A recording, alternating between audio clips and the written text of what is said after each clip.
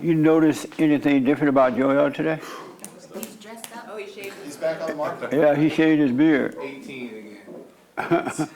That's what happens when you have a broken heart. You shave. Got nice clothes. He's looking for another one, so he want to look young. Don't say I never get you anything nice. Oh, It's all for you. beta salt? Beta safe? What's beta safe? All right, about 30 seconds, Jesse. Thank you. I guess. 30 seconds, Jesse.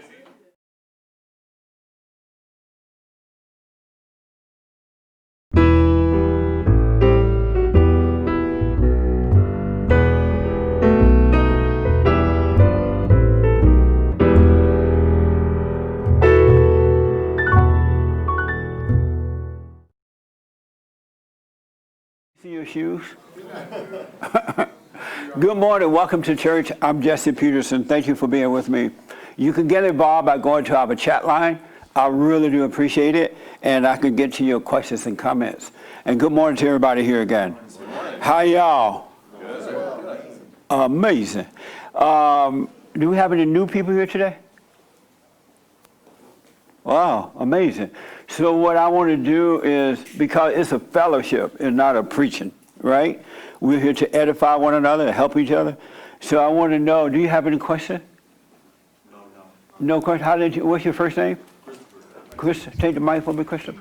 Christopher. And how did you find us? Is this working? Yeah, it's on. I've been watching you. Oh, yeah? Yeah. And so you have no questions at all? Not right now. You live in LA? No, Washington. I'm visiting. Oh, yeah? Washington, D.C. or Washington State? State. Amazing. And so, no question, you came a long ways. Oh, I'm visiting, but since I'm here, I have to come and see you in the flesh. Right on. And, so did you go and forgive your mother? Yeah. How did that go? Amazing. Oh, yeah? Oh, yeah. What happened? What happened when you did A it? long time ago, though. A long time ago? Yeah. And like you forgave your more father than 10 too? years ago. No. Why not? My father? Actually, yeah, I did, actually. You talked to I him? forgave everybody. Right on. Yeah. Did you talk to your father? You went to him? Yeah. Right definitely. on. So how's life now? Amazing. Amazing. Yeah. That's right. It's so amazing you can't find another word to express what it's like. Yeah. It's getting better and better. You haven't seen anything yet. The kingdom is manifesting through me, Yes, heaven sir. on earth. Yeah. Yeah, God, Amazing. Jesus. So Good, man. Well, if you have any questions, let me know. thanks. All right. This your first time? Yeah, I'm his brother.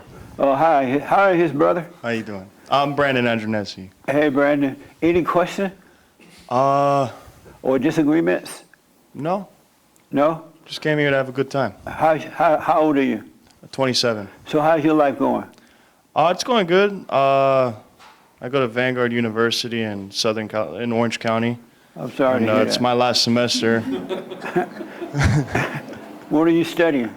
I'm a BA in music. I study music. A BA in music? Bachelor of Arts. In music? Yeah. Oh, what do you sing or play? I sing and play. Really? Yeah. You want to come up and do a song?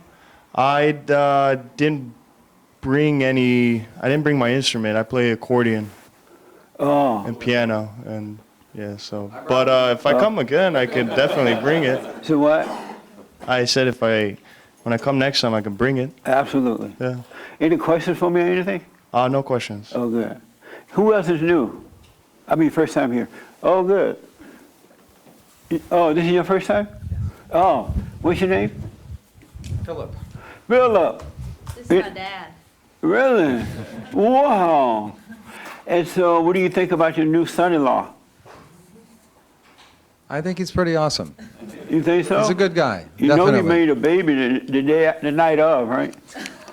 It's none of my business, but He was ready. So any questions for me or disagreements? no, we just we're visiting them, and I thought I'd come in and just participate and see what you Right have on. to say. Okay, well, if anything pop up, let me know. Okay, sure No will. disagreements at this point. No. Oh, okay. So you the head of your wife? Am I the head of my wife? Are you the head of your wife? Uh-oh. I'm the head. You're not the head of your wife? I'm the head, and she's the heart. She's the heart. What does that mean? No. Oh, you She's just a saying. nurturer, and I'm the head, yes. At what point should fathers and mothers stop parenting their children?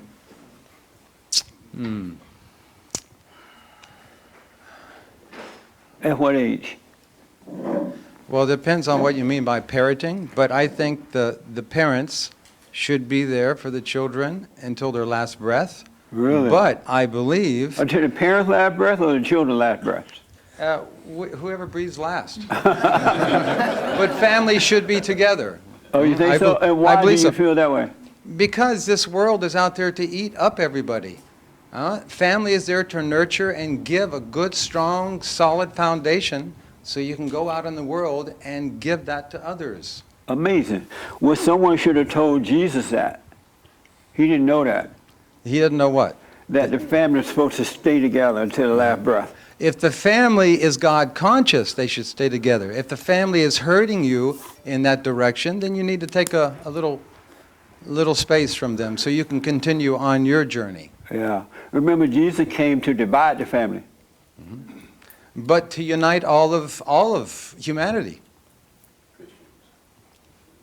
He came to divide the family if they're not God conscious, Okay. and to unite all of humanity That's in an God interesting consciousness. point. Yeah. You're right about that. But I don't hear a lot of people saying Jesus came to divide the family. They kind of leave that part out. Right. Well, Fathers and if the children family and is mothers. holding you back from realizing the Creator, then you have to get away from that. That's right. But if they're there helping you, then you're one team going in that direction. So now that Mark is taking your daughter far away from the family and they're not going to show up anymore, how do you feel about that? Well, I don't feel like he's taking her far away. They're down in San Diego, right? Right. I'm Don't up you in live in Oregon? Eugene, Oregon. Yeah. That's not far. Oh, okay. Yeah. And You got plus, to move a little further then. plus now with the technology, right, you can call. and Yeah, all you can this stuff. Skype and FaceTime and all that Yeah. stuff. Yeah, All right. Well, if you have anything, let me know. we will. I'm glad you're here. I'm glad It's I'm an here. honor to meet you, by the way. Your daughter is amazing. She really is. Fantastic. Yeah. Right here. But we actually knew you up in Grants Pass, Oregon. You live up there? Yep, live up in Grants You Pass. still live there? Still live there. That's amazing. Yep, absolutely. Well, welcome to LA. Well, yeah, we just took some vacation time in Phoenix, and we said, well, stop by and see Jesse on the way home. Right So, on. Yeah, yeah. You bet. I'm glad you came. Any questions or anything? Well, What street you live on in Oregon? what street? You actually came to our house. I did? You did. Wow, don't remind me. No, okay. Yeah, my name is Bill. This is Carolyn. Hey, Bill and Kelly. Yeah. Well, I'm glad to see you guys. Yeah, we met you through a common individual, Right. Roy Masters. Oh, okay. Yeah, and I would say a question I'd have for you would really kind of involve the meditation process that you talk, your observation process, to be Right. more accurate. Yes. I see in myself a tendency to push the process. And How do you push it? in the sense that I immediately identify when you said to relax into things as far as Yeah. when you're facing things. Yeah. Immediately, the light went on. I saw that there was something missing in me in that quality. Yes. So I just want to bring it up in conversation to say that I see that about myself, that there's a tendency to sort of like fill the void that I think is only God's.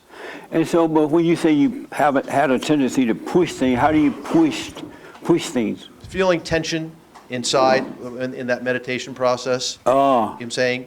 Just noticing tension. And it releases when I actually just observe it. But That's right. I'm sort of there right now. I'm saying, are you asking, do I have a question or yeah. observation? Yeah, you're That's supposed to kind relax and just let go and let God fight it, because it's a battle between good and evil happening inside of you. No question, And no there's question. nothing you can do about it. Yes. And it's kind of interesting because it's like letting go is something that I don't think I've fully grasped. You haven't grasped it yet? No, not to that, obviously, because Yeah. I meditated regularly, but I would say there's a struggle, maybe half the time, I'm saying. And Yeah. other half the time, when it's done right, it's a very blessed thing. Yeah, absolutely. Very much so. I found this building right down the street, and for our new building, and it's in a perfect location, perfect parking for employees. But the building is an older building, so it has old walls and things like that. But I was hoping that we can tear everything out and rebuild in there. And my engineer, Billy, was saying, no, that's not going to work, Jesse. But I didn't believe him because he black. I had to get a white man. And so I took a contractor over the other day, and really nice guy, older guy, so he knew what he was talking about. And he's like, I let him see that building first, and then I brought him here so he could see what I want. He was like, it's not going to work. And I was like, really? He's like, no, I wouldn't recommend it because the building is old. And I felt a release from it, but I also realized that I wanted it too bad. So when I realized that, I let that go, and I feel better about it. Exactly. And I The think perfect building will come along. that's so well said, because that's exactly how I sense it. When it's done right, it's like you just let it out of your hands, and it's like Absolutely. had nothing to do with me, right? Yeah. And that's the beauty of this meditation process, or observation Observation, process, yeah. is that it has nothing to do with you. Because if you meditate, it's going to make you hold on to things, words and images and stuff. But when you just observe, you're just watching life go by. You watch the lies and everything. Yeah. Even when you're walking around doing your thing, don't let anything be that important. Right, exactly. Amazing. Good point. Are you the head of your wife? I think so. You're not sure? No, I'm not sure. You sure? Yes, I am. You sure? I'm sure. Is he the head of you? Yes. Oh, amazing. Otherwise, I would have left him 40 years ago. 40 years ago, she would have left. 40 years ago, had you not been the head. Good. Any other questions from either one of you? I'm sure I'll think of something sometime. Okay. throughout. Well, I'm glad you're here. Will you pass the mic to the young man behind you? What's your first name? Noah. Noah? Yeah, Noah. Oh, where you from? From here, I live in Yucca Valley area right now. Oh, okay. I moved recently. I actually used to work across the street right here 10 years ago at Pearl Art and Craft Supply. Oh, And amazing. I saw this place, and I saw Rebuilding the Family by Rebuilding the Men. I didn't know what it was or what it was about. Right. I started watching you on D-Live like a few months ago every day. So that's why I'm here. Yeah, we've been here 20 years. Do you have any questions or comments? I'm glad you're here. No, No? How's life for you? it's great. How old are you? 28. Amazing. So you dealt with your mother and stuff? Not my mom. I've forgiven my dad, which is kind of bigger to me. What did he do to you? He's an alcoholic. What did he do to you? Just showed me scary movies and Scary got movies? drunk every night when I was a kid, you know. So you hated him because he showed you scary movies? I saw The Exorcist when I was like 8 years old, and it kind of traumatized me. Oh, yeah. So- I was traumatized by that movie when I was 40. Exactly. Imagine if you were 8 years old. I was like, I'm not Yeah. watching this. Yeah, so I don't know what kind of father shows their kids movies like that. I mean, Right. my dad. He was just having fun. Yeah. Yeah. It was fun for him. Yeah. So that's why I have to forgive him. You know? That's right. And so when you said he was an alcoholic, why did you have to forgive him for being an alcoholic? Well, he's ruined lots of relationships with his friends and family. But what did that have to do with you? Well, it's stressful. It causes a lot of disharmony in my life, not having a father to, look up to Oh, admire, okay. or to respect, or Right any on. of that stuff that I would imagine a father. would Good, be man. for. Did you forgive your mother too? That's gonna be easy. She's not in the state, so I have to go to Washington to visit her. They're divorced? Yeah, Oh, they okay. divorced when I was like 3 too. So Amazing. Okay, so life is good for you? it's good. Any questions or anything? No. Oh, okay. Anybody, who else knew? Oh, right here. Amazing. Amazing. Yes, sir. Welcome. How you? All is well. How you doing? All is well. What's your first name? Aaron, Any questions about anything, Aaron? how do you stay looking so young, man? I heard you're Black 70. don't crack. If once you let the anger go, you don't feel stress within. because it's the stress that destroys the body. Because along with stress is fear and doubt and worry and all that stuff. I literally feel none of that on the inside. You described my mother. Oh yeah? She has no stress? No, she has a lot of stress. Oh, yeah, I try to be the opposite. yeah. And have you overcome your mother? I believe so. My father is a beta, as you'd call it. Beta and, daddy. Trying to get over that. I'm not sure exactly the path to it, but The same way with your mother. You go and forgive, he cannot help himself. yeah. And then you'll be done with it. It's up to him to change or not. But you need to forgive him. He can't help it. Is that hard to do? Yes. Why?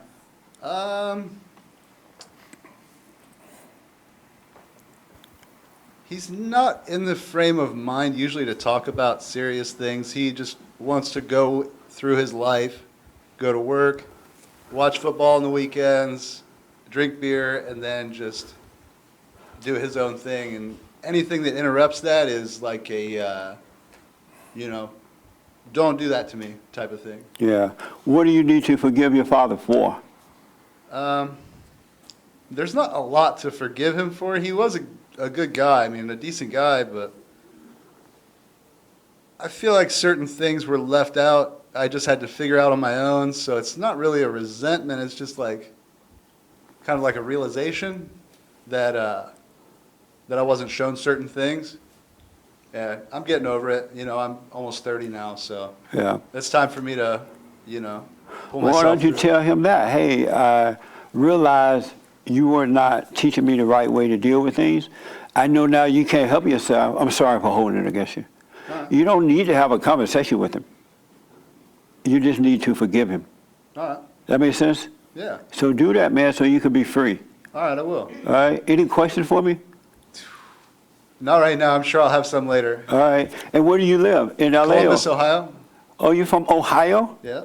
Welcome, man. Thank you. You came a long ways. I'm here to play disc golf professionally. Are you for real? Yeah. Cool. Well, I wish you well. Thank you. Thank you. If anything pop up, any questions, let me know. All right. Okay. Thank you. Anybody else? First timer? Is that young lady first time? Are you a first timer? He's like running from the mic. Are you a first timer? Can you talk? You can't talk? The cat got your tongue? Well, welcome, all right? She's talking, folks, but she's doing this. And how old are you? No. So let me just say, it is a spiritual battle, and it's so amazing to see it. It's a warfare between good and evil, right and wrong.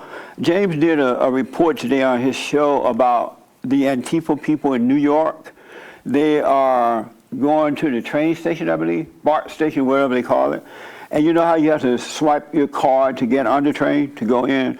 Well, apparently they are painting or doing something where you can't swipe your card, and they are opening the gates and telling people to just go in, and that is racist or something that you should have to pay to ride the train. Isn't that amazing? And they're saying F the police, and they just want total chaos in New York. And the police are not doing anything about it as far as, where's James? Are they being arrested? Some people have been arrested, but the majority have not. And And they're calling it, Antifa is calling it violent arrests because they're struggling against the cops when they get arrested. violent arrest because they are resistant. Right. And that's what they did. They handcuffed the police in New York. They let all the inmates out of prison. And they want this to be happening, really. They really want chaos. Yes, sir. It's very interesting because Antifa started in Oregon, and it's Yeah. really much going in Portland, and the police are doing the exact same thing in Oregon. It's the city Yeah. fathers in Oregon that basically, they're allowing this group to grow and basically not doing anything as far as arrests. And there was a reporter in Portland that was nearly beat to death, and there were no arrests as a result of that. Yeah, I remember that. We talked about this, sir. It's more of the same. But this is what These guys are being given permission. This is what's happening in the world because, as I've said, the world is of the Old Testament and it's out of control. That's why God wants you to be in the world, but not of it. You could be in it, but not of it, not impacted in a negative way. And you won't have fear. You'll be able to stand up and deal with what's happening.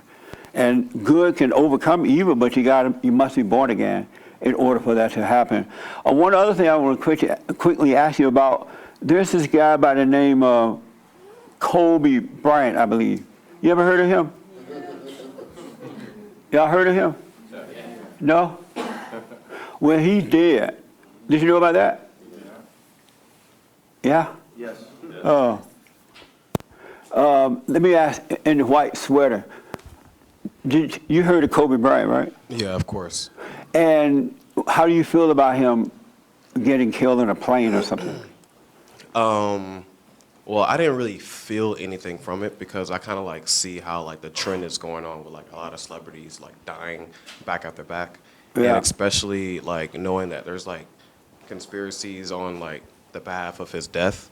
So I'm just like, I wasn't trying to feel any type of way. But I see like fellow friends and family like reacting to it so hard, like, oh man, rest in peace. I know that God is going to take care of him. And they're just like on it like so hard. Yeah, they're dealing with it. I mean, I was just like, he's just a guy who just dribbled a basketball. He was skillful, but I don't see him as like, you know, anybody like that was really like a real inspiration. You would think Jesus died in the plane, right? Yeah, good, man. What did you think about it? Had you heard of Kobe Bryant before this?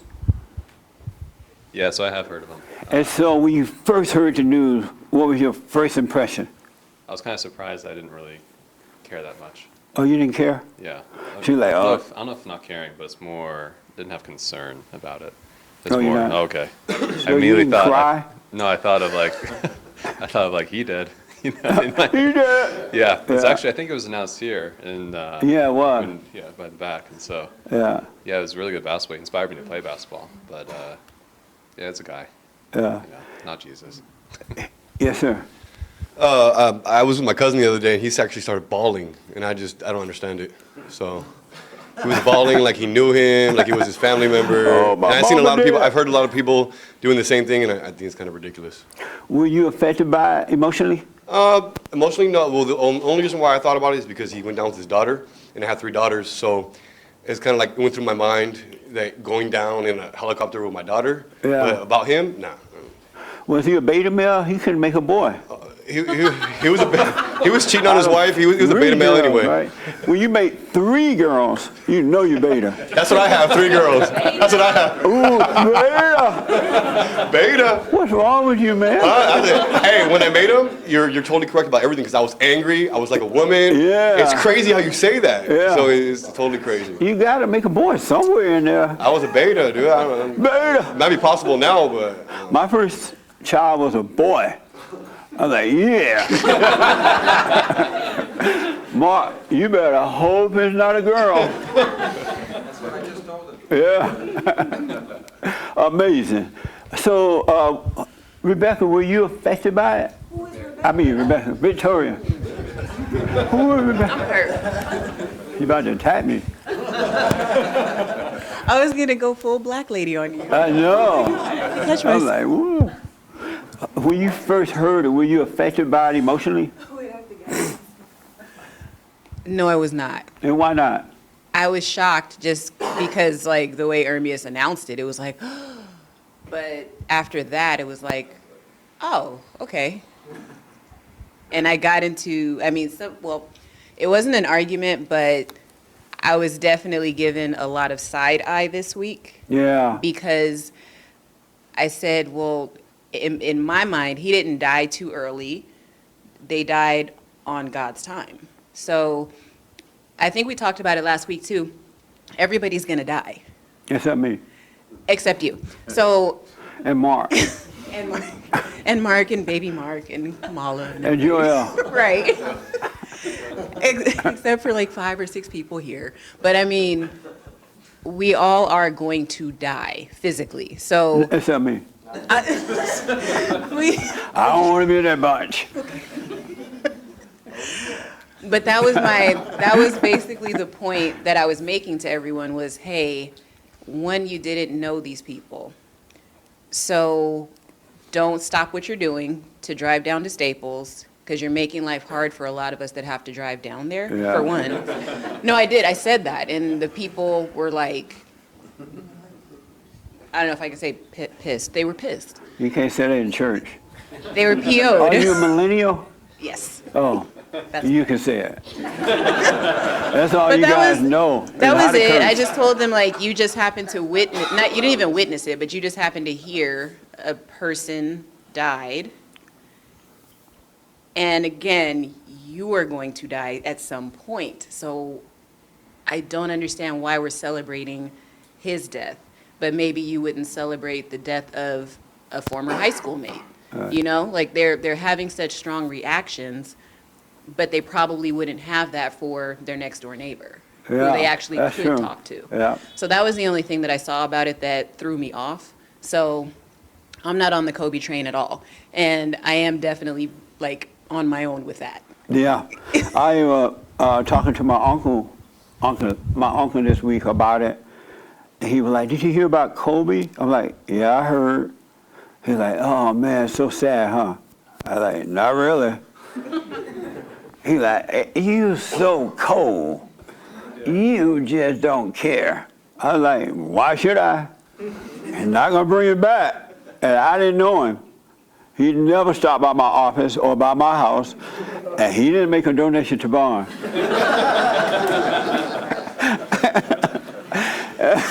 He was like, "You so cold." And I said, "Okay, we'll talk about it some more on Sunday, today after church, right?" He's like, "No, don't come over here. We're going to be watching that thing they're doing today, Super Bowl. Like, don't come over here, right?" And I said, "All right, I won't come." So what else? How old is your uncle? He's 80, I think now, about 80. He's like 10 years older than I am, so he's about 80 or something. And so I called him last night. I said, "Hey, Aunt, I'm coming over." He's like, "No, you can't come."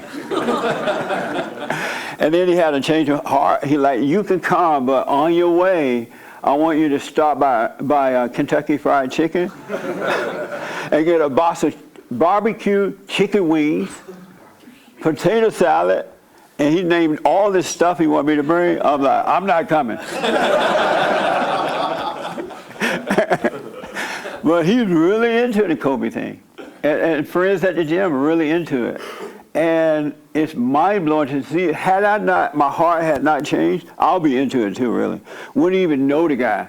Because when Irma's first announced that Kobe was dead last Sunday, at first I was thinking about LeBron James or one of these guys that's in the media. I'm like, who is Kobe? I couldn't place him. You know, since all the blacks look alike. And so I couldn't, they all have beards now. And so I finally realized who he was, but I'm like, oh, that's something else. He's dead. I couldn't even put up a fake, thing about it. And I'm looking at the world, and they act as though Jesus died. They all sad and hurting and mourning and crying. And I was listening to a black radio station coming in during the week, and the people on there, "Oh, I was so sad, I cried." And it made me think about my life, right? No one has to die for me to think about my life. I think about my life all the time. Seek first the kingdom of God in his right way. I don't need for a disaster to happen before I start thinking about my life. And I want to warn you that you don't want to wait until something happened, until somebody died, before you start thinking about your life. You should think about it because it's the right thing to do, so you don't end up in that situation. But a lot of people, but then what's going to happen as soon as the funeral is over, they go have some collard greens and cornbread, and everybody laugh. They don't forget about Kobe. It's not going to last. They'll celebrate the death for a while, but they'll move on. And it's so emotional. You got to get away from emotions. It's not good. Joel, do you want to make that point you made this morning about sports and stuff, or are you afraid to? Well, first thing, just making a point that what you're talking about is it's a false attachment, because they care more about Kobe, dying, opposed to his daughter, who was 13, and the other little girls that were on the helicopter. Right. They barely speak about that. It's all about the attachment to Kobe. Because Kobe just was a basketball player. That's all he was. I mean, whatever else he had going on in his life, I don't know. But I know that it's been reported that he and his mother didn't get along at all. She kind of ripped him off or something, I heard. Something like that. But go ahead. Yeah, no, I mean, what we were saying is, You were saying. I was listening. Well, me. Entertainment, singing, dancing, acting, it should just be done in recreational, just for fun. Yeah. But there's such a huge attachment to it to make you want to identify with it when it should just be about fun. So, people are praising these athletes, these actors, but they're really not doing anything but just telling a story or just having fun. Stuff that we do as kids when we were younger, now they're getting paid to do it, and it's not really a big deal. But, the world has changed to identify with things that don't even matter. That's right. It shouldn't be a paid job They allow to you to dance make big and money act. and make you into a celebrity. Right. And now everybody want to focus on that. And I think it's fine to get paid for it, but when you identify with But it should be $15 an hour, minimum wage. It shouldn't be $1 million. Right. But when it gets too deep and all that stuff, and they start identifying, basketball is life, baseball, then it's too much. And you hear the kids, I want to grow up to be a basketball player. Right. How dumb is that, huh? And for the money and the fame, that's what it is. That's the world, though. That's how they function. If a noble person died, especially a white person, they would ignore it. And it's crazy because some of the most paid jobs are sports. And it's like, it doesn't take much to be that. Amazing. Right here, Christine. And did you have your hair? I just wanted to add something. Okay. And you had your hair, right? Okay. Go ahead. Good morning, Jesse, and all Good morning. your listeners out there. So I see it as idle time, idle worship. But also, I just have to point out, I was thinking I'm brown and slow sometimes, and all white people tend to look the same, but I actually used to work with you. With who? Yeah, I used to work with Noah. In the black shirt? At Blick. Okay. Right? I was there for so long, so many people came and went. I'm sorry. No, I wasn't there that long. I didn't like it. Amazing. I was he thinking. your boss? No. No, we were both the rank and file. But Okay. no, but I also wanted to say that I'd been falling away from the silent prayer, and I know it's so bad, And why? Because I thought that after my 10-day meditation that, I have this. It's in the bag. I'm going to stick with it, no problem. And little by little, it started. I started taking time away from that to do other things, and I can see now that I'm struggling. I'm stuck in my head a lot. Yeah. But like you said, it's no problem. Just get back into it. Just realize that and go back. Don't let Satan make you judge yourself for doing that. I was working my way up to, like 45 minutes before, and last night I did 15 minutes, and I thought I was dying. So it's really, you're creating this depth within yourself, and I just have to be patient and get back there. But it's funny to see the value in it as I'm telling other people to do it. Yeah. Yeah. Absolutely. So I'm coming back to that. I'm very sorry about the bucket again. The bucket? Yeah, I was starting to stress out about that. I clean here, and I left a bucket and some cleaning supplies. I was like actually fantasizing about ways to like break in yesterday. Like maybe I could just clean that up before anybody notices. It was like I came into the office yesterday after she was finished, and all of her cleaning stuff was in the room. I'm like, what the? I know, it was a mess. It's like she just panicked and ran away. I'm like, Gretchen, what happened? She's like, I don't know. Exactly. So what happened? There was no excuse. Oh, you're not doing the silent prayer. It was the silent prayer. Yeah, I left a mess when I don't do the prayer. Yeah. Well, Ernest, you put it away, right? I did. Oh, Ernest put it Well, away. he gets a Christmas ham this year. Oh, good. For sure. Well, don't worry about it. Just relax. Well, that's And the God other is thing. with you. I realized it is no big deal, and it's not like you're gonna hold that against me for the rest of my life. That's so right. I'm just going to fire you. That's I fair. won't hold it against you, but I'll fire you. Then I'll just come back as an intern. There you go. Yeah. All right. Well, good. Let's go back to the prayer. Absolutely. I've been doing it now for 30 years, and it doesn't matter how tired I am, if I'm on the road or on the airplane, I'll make sure I do it. Because I've not only heard other people's stories, but it's so enlightening, it's so peaceful, I can't imagine going back into the darkness again. And so I just stay with it. Even during the day, I'm aware. You will grow into it. And it will seem like you never lived the other way before in that darkness. So don't make a big deal of it, but stay with it. All right? Right here, and then here, and there. And I want to make another point. Yes. Just on the point with Kobe Bryant, he represents someone who's achieved all that's achievable in this temporary world.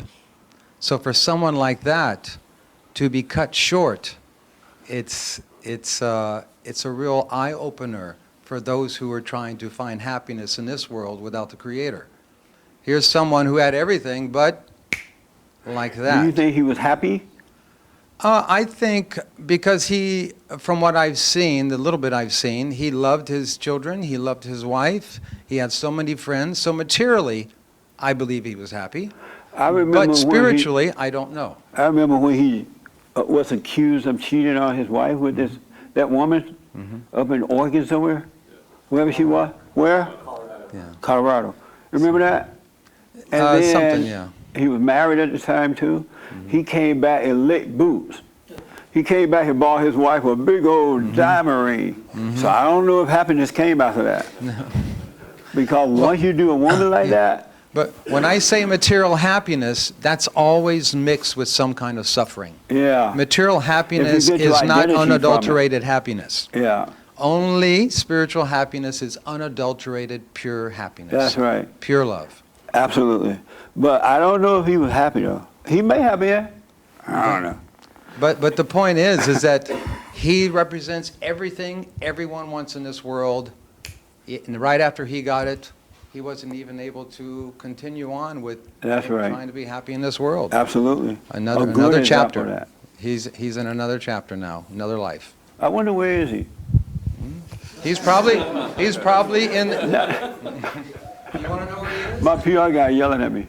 He's like, He's probably in the womb of another basketball player, and as soon as he pops out, he'll be dribbling that ball, and he'll be at it again. That's your father? That's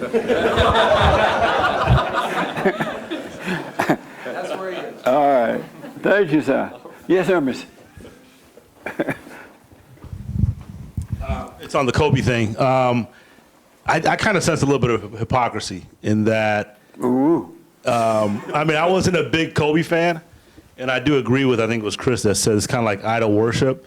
But if we're all honest, we all have our own idols. He may not have been your idol, but we all have our idols. And if somebody life was cut short that you were into, you'd have the same reaction. So who is your idol?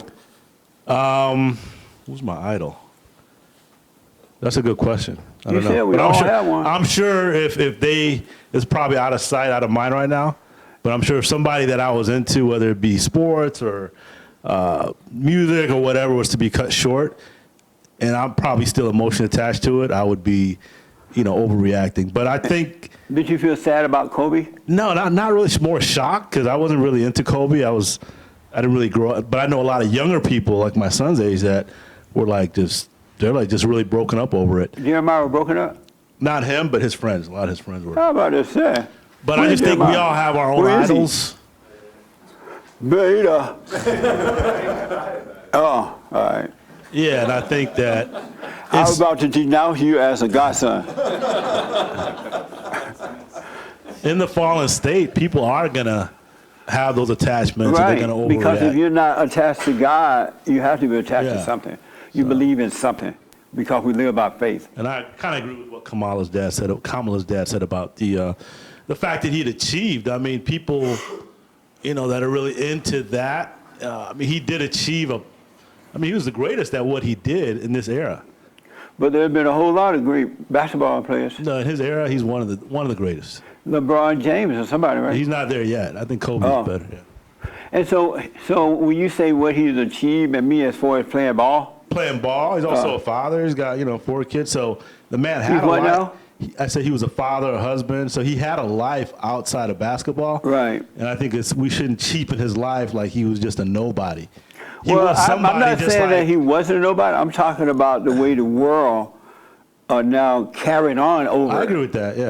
They're like really into it. Right. Like they lost a family member or something. Right. I agree with that. And they didn't know the guy. They just knew he played ball.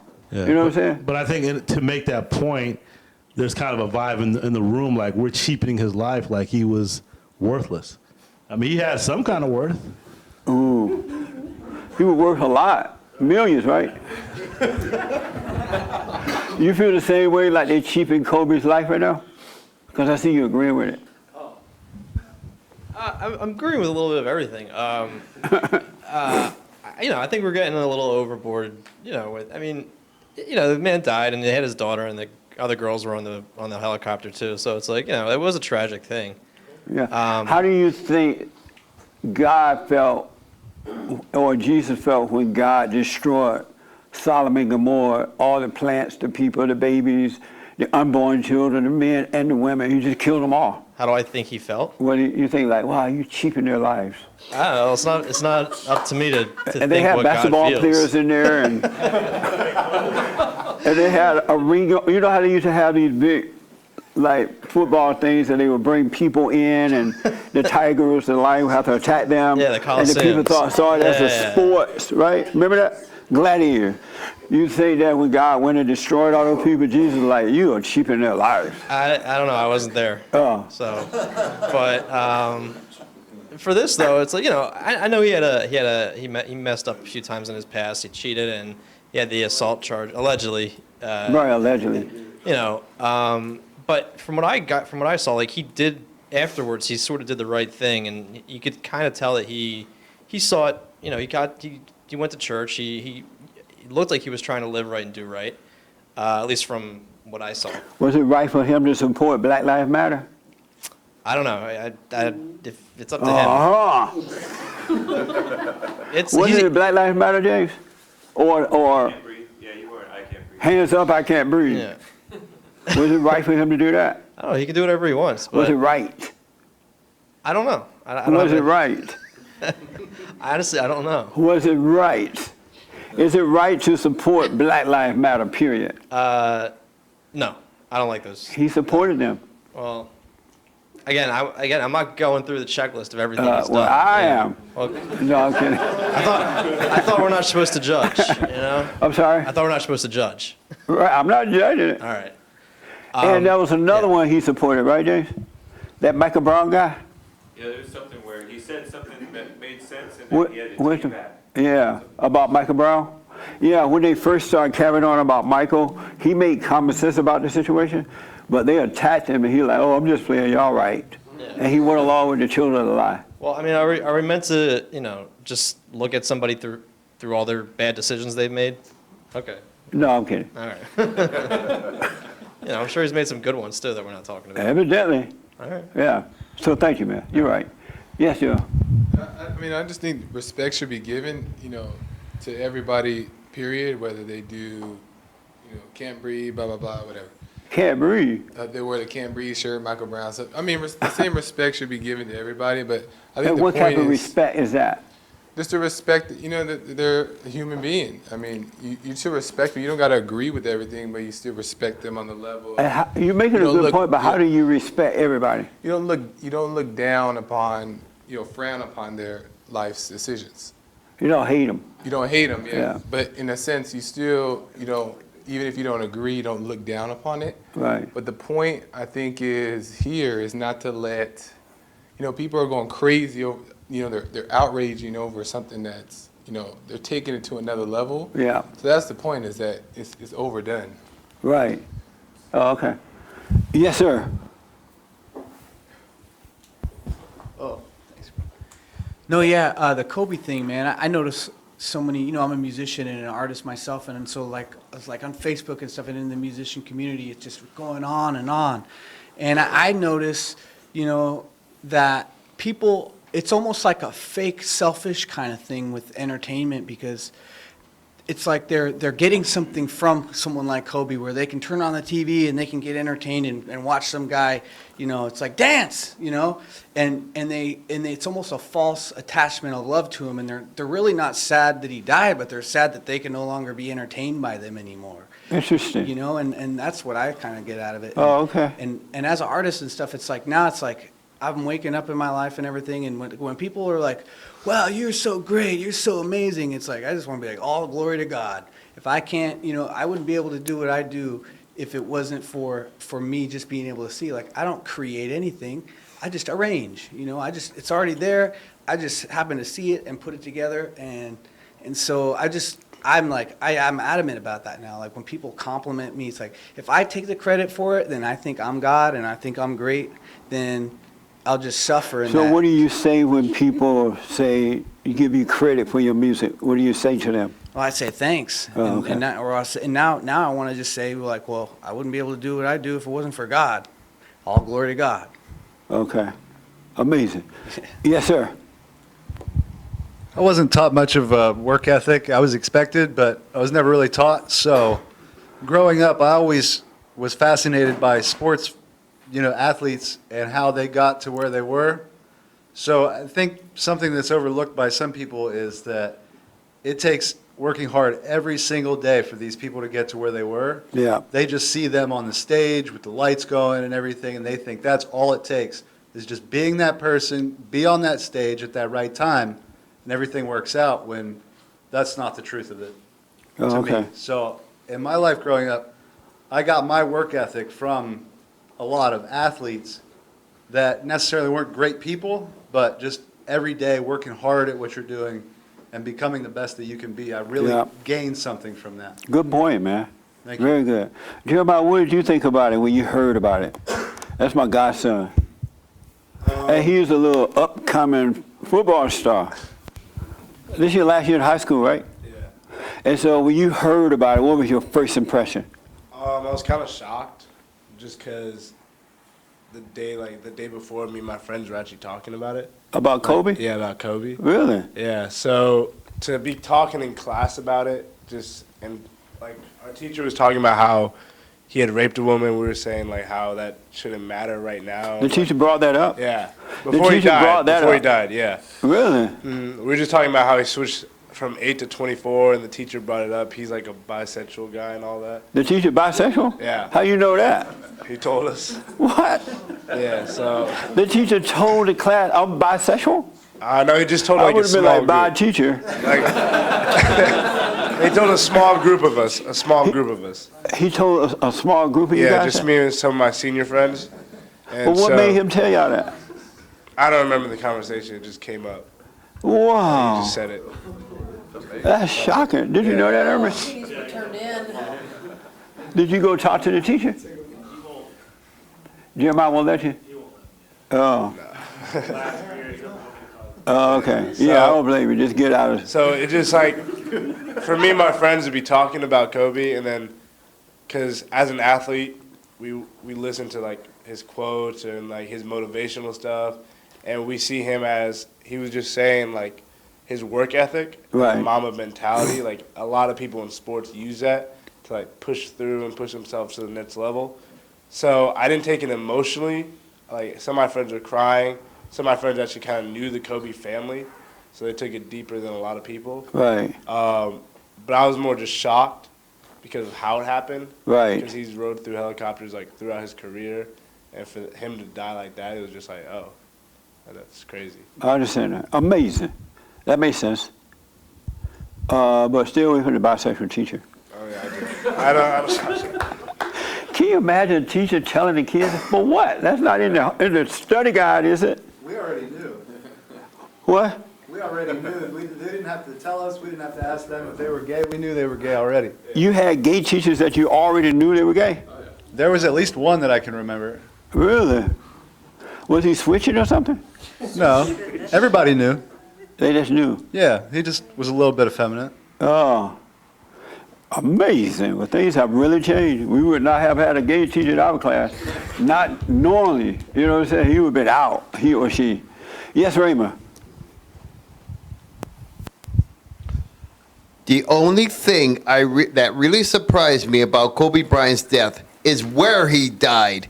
He died 15 miles from where I live in mountain area in the Calabasas Thousand Hill area, and you can never appreciate the size of those mountains until you drive through them, as I have a few times. So you live in Calabasas area? No, actually, I live 15 miles from it. You have money? No, I live in my neck. We worship him. You're my hero. To me, Kobe Calabasas, Bryant's you need death. money to live out there, right? To me, Kobe Bryant's death is God's way of saying, you will not have any other gods before me. I don't know about all that. he gone too far with it now. But good point, Raymond. Thank you, man. I appreciate it. I was in the gym yesterday doing the steps. You know that those things are hard. They make you sweat like a slave. Well, I'm like soaking wet when I'm doing with the steps. But I'm on the steps and I'm looking around the gym at all the different people going in and out. And all of a sudden I realized, wow, everybody looked like Mama. It was the Mama's spirit was all over the gym. And I wasn't thinking about it. Really, I'm just there working it out, trying to do it. And I realized that, so I'm looking at all these guys and girls coming in and out. You expect the girls, right? But the guys had ponytail, ball up, and the black guys had the big black hair. They had a ball around the side, but they had all that stuff sticking out, or the long braid. I'm like, what the? I could just see the spirit. And then I realized, in the Bible it says that we are born of the flesh, which is our mama, and then we were born of the spirit, which is of God. And so I remember the people used to say, well, the spirit is willing, but the flesh is weak. And I realized from that the reason the flesh is weak, because that mama spirit is weak.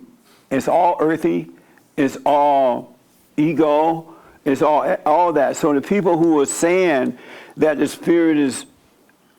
flesh is weak, what did they say? The spirit is willing, but the flesh is weak. They have not been born again. And so they are fleshly, they are earthly, they are emotional. And they don't know that once you're born again, because we're born of mama, then we overcome mama, and we're born of God, spiritually, of the Father, right? And that's when things start to change.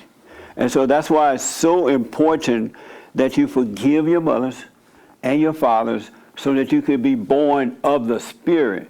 And you will see that everything you're looking for, life itself is inside. That new world, that new reality is inside of us. It really is. But you must be born into it. Once you're born again, you will naturally start living by it. And your mind, Satan was still trying to control you for a while. Well, it seemed like he was always trying to tempt you. But after a while, you will naturally live by the Spirit of God. And everything is spiritual. It really is. Christ came and he made everything spiritual, but he created a new world inside. And most people don't enter into that world. They'll read the Bible, they'll quote the Bible, but they still don't enter into that world. And that's why they believe that you can sin and be saved, and you can suffer and be saved, all that stuff they say. Because they're still fleshly, they're of the flesh and not of the God. And once you're born spiritually, you can't turn away from it. Just like you can't go back. Anybody else went back in the mother's womb when you were born? You're like, no, it's too cold out here. Likewise, you can't go back into the darkness once you're born again. You live by the light. Yes, sir. And it's so interesting. I was not trying to be holy. I'm just at the gym doing my workout. I'm looking at all this stuff coming in and out. And it just occurred to me that that's what it is. They have not been born of the Father. Yes. Is baptism... Anyway, we need to talk to you before you leave today, all right? Okay. Don't leave before Ernest and I talk to you. Okay. You're not in trouble. I know that, though. Is baptism necessary for salvation? No. Why? Baptism of the Spirit is, and that's what happened when you were born. Before it was the baptism of the water, because everything was all earthly and fleshly and all that, right? So but churches, now... So churches who are baptizing today with the water and the Holy Spirit and everything like that, is that like false, or is that still It's just still an okay? outward expression of what has happened on the inside. You've been cleansed on the inside, so it's just an outward expression. If you don't do it, you're not going to hell for it. Okay. Yeah. Okay. But everything is being of the Spirit now. Yeah. Born of the Spirit, baptized of the Spirit. Yeah. It's all spiritual, but the folks just don't know about it. Okay. Yeah. Yes, right here. One small question. Yes. And I want you to know, once you enter into that kingdom, don't try to change anything. Just be aware and just live your life and just speak up when you need to. There are times not to speak up. And just do what's in front of you to do. Don't worry about yesterday or tomorrow, no matter what happened yesterday. Like when you stop meditating observating for a while, don't worry about it. Just know, hey, I got to get back to this. I'm losing it. And no big deal. All right? Yes. Not to beat a dead horse, but on the Kobe Bryant thing, I don't have kind of a reaction maybe one way or the other because I didn't know that man and I don't know his relationship with his creator, so I don't know if that morning when he went to church and received communion is what they said, whether he had a, come to Jesus moment with his creator at that. I don't know, so therefore, I guess I don't have an opinion one way or the other because I noticed that. That's a very good point. I noticed when Ernest announced it last Sunday, right away the mind wanted to tell me to be emotional about it. It was like, you got to be emotional, right? You're not normal if you're not emotional. And so during the week, it tried to convince me to be that way, but because I recognized everything as a lie in the head, I didn't go for it.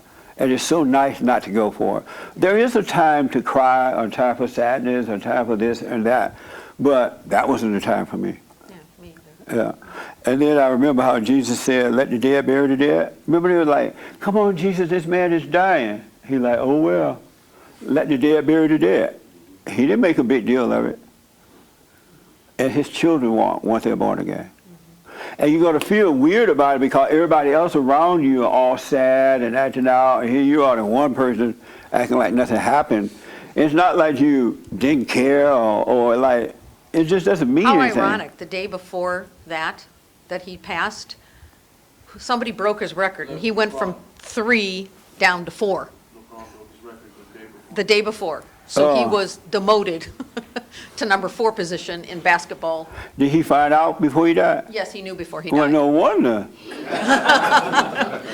I'm playing numbers.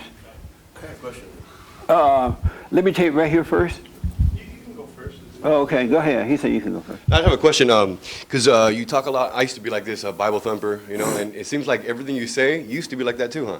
Bible thumper. I was never a Bible thumper. I You never tried read to the be Bible one. and tried to because you know a lot. Yeah, I would read the Bible, but I couldn't really read it. I'm black.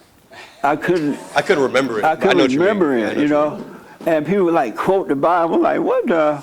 And I was like, why don't God let me remember the Bible? Because you know a Right. gang of stuff from the Bible. Like I can hear you. Like you don't say the verses and you don't say stuff, but Right. from what I've read, I could tell you've read the Bible before. Like, I have never read one full chapter of the Bible. I've just picked it up and I have read it, but I can't go through it. Someone wrote me a long letter the other day, right? A real thick letter. I'm like, Gretchen, you're going to have to read this one. I'm not going to read it, right? I can't, something won't let me get into that stuff. And so I'm glad God didn't allow me to become a Bible thumper because I noticed that the more you know the Bible, the harder it is for the ego to accept that that's not it. oh, that's totally true. Yeah. I used to. I mean, it's just I could just tell that you bring up stuff like you've read some, even if you never read a chapter. Right. I could tell you've seen the truth in the Bible. You see- Cool, man. Yeah. All right. Yes. I just think it's crazy how, we all know that all man is equal, in God's eyes. And people are dying left and right every minute around Yeah. the world. And it's like one guy, like we've been talking about for the longest time, Kobe. Like this guy dies and then everyone's just going nuts, And it's just another human, honestly, It's Yeah. all about who makes it to heaven or hell. And it just turns my stomach how it's just like a clear sign of an idol, You know what I mean? And that was the problem with the Israelites, you know? They had a problem with idols, and it's just looking at Kobe to so many people, it's like he's like a god or something, but he's just another human, you know? He's just another piece of flesh, you know? And it's all about whether you make it to heaven or hell. And I don't know, it just turns my stomach how so many people die and we don't really care. But when one specific person dies, it's like the end of the world. You know? Right. And it's just crazy. It's so nice to be in it, but not of it. Yeah. You know, and that's what's so good about it. We could be in it, but we don't have to carry on the way they're carrying on about it. And I love that because I used to be emotional too, and I used to go along with that stuff, right? But it's better not going along. And not even trying to force yourself not to go along, but it's just not in you to do it. You just don't. Yeah, like you can't make yourself do it. Just makes me sad, like how, you know, we're talking so much about one guy, and then every minute somebody's dying, and we don't care about those people, you know. Good point, man. Let me ask the young lady behind Mark. How are you? Good. No woman is good. Only God is good. That's true. So how you doing? I'm good. No woman is good. Only God is good. Any questions about anything? No. Is this your first time here? Yes. And how did you find us? Well, we're here with Mark and Kamala. Oh, so I'm his wife. Oh, really? Yeah. Why did have you sit in the back and he sit in the front? You There following your wasn't husband? another chair. Right on. Right on. So, do you have any questions about anything? No. Any disagreement? No. No disagreement. Wow, amazing. I'm glad you're here. Thank you. Good to meet you. How about you? You have any questions? No, not currently. Is this your first time? It is my first time. And how did you find us? I'm Kamala's auntie. Yeah, I got the whole, it's a family affair today, huh? Really? And do you, anything I've said you disagree with so far? No, there's nothing I disagree with. I'd chime into the Kobe conversation, and I'd say that where I sort of came from with that was that I wasn't so much sad and grieving about the loss of him as an individual, but I did feel a lot of sadness for all the families who are affected, for a lot of many children who now don't have either one or both of their parents. Right. And they're all very young children, so I felt very empathetic and very sad that they have a lot of pain that they're going to deal with. And so even though I understand that these are all souls and they're on to whatever, they're continuing on their journey, so they're not, you know, they're not in the flesh that they were in, those who died. But I think there's a lot of grief and a lot of difficulty that the people who are left behind in their families will have to deal with. So what do you think about your cousin and your cousin-in-law? They didn't feel anything. They didn't feel nothing. Yeah, well, I wouldn't judge that. I mean... You wouldn't judge them for not feeling anything? No. Why not? Because I think everyone's... It's sort of what you were saying. Everyone's in a different place emotionally, and so I think that maybe they have had the opportunity to practice the type of thinking and spiritual practice that just makes them not emotional, and so I don't think that's that's a positive thing. Are you a Christian? I don't identify that way. How do you identify? I mean, I was raised a Hindu and practiced bhakti yoga. Oh, I see. So you're a Hindu person? Well, that's how I was born into that. Oh, okay. But that's not who you are today? Yeah, I mean, I think Hindu's I guess a more sectarian What does that label, meaning it identifies more with the country you're from or the name of the religion or what have you. Do they believe in God? I believe in God. But does that religion believe in God? Oh, yes. Oh, okay. Yes. All right. What's your impression of Christianity? My impression of Christianity is there are also, you know, a group or a type of religion that is, that, you know, that's trying to, or have their own understanding of God and how to love God. And does your religion teach that there's more than one God? As Christianity, it teaches only one God, right? Yeah, Does your religion teach one God only? one God only. Oh, okay. Yeah. I was about to say. Yeah. Because I know some religions teach there's a whole bunch of them. Gods. Yeah, it's complicated, but ultimately the answer is there's one God, but yeah. Oh, okay. Amazing. Any questions? So you have no questions for me? No, not Well, I'm currently. glad you're here. Thank you, good to be here. Yeah, thank you for coming. Yes. Add to that. Were you? Oh, hold on a minute. Yes, sir. Maybe two questions. Were you kind of maybe picking up the fact, number one, she's a woman, and wondering about the emotional thing with her daughter and sister-in-law, or sister-in-law and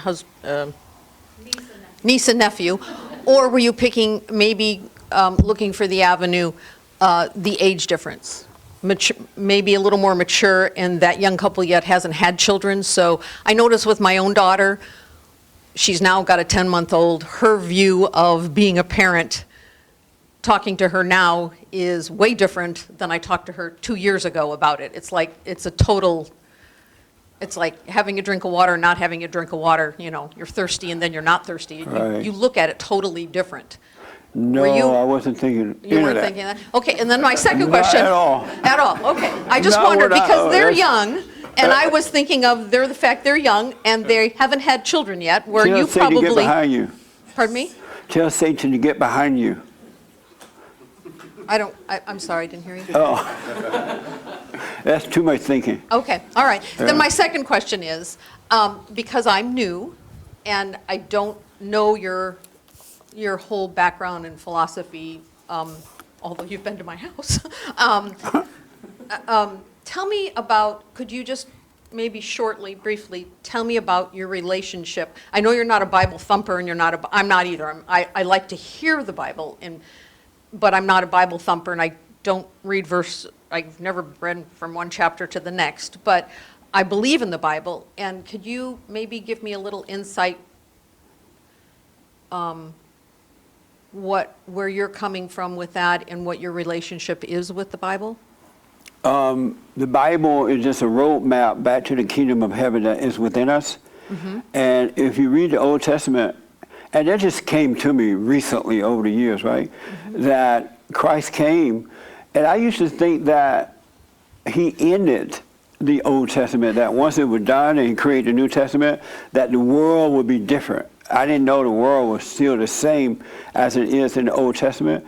And Christ came, thank God, that he sent him, and he created a new world, which is the New Testament, but it's hidden in our hearts.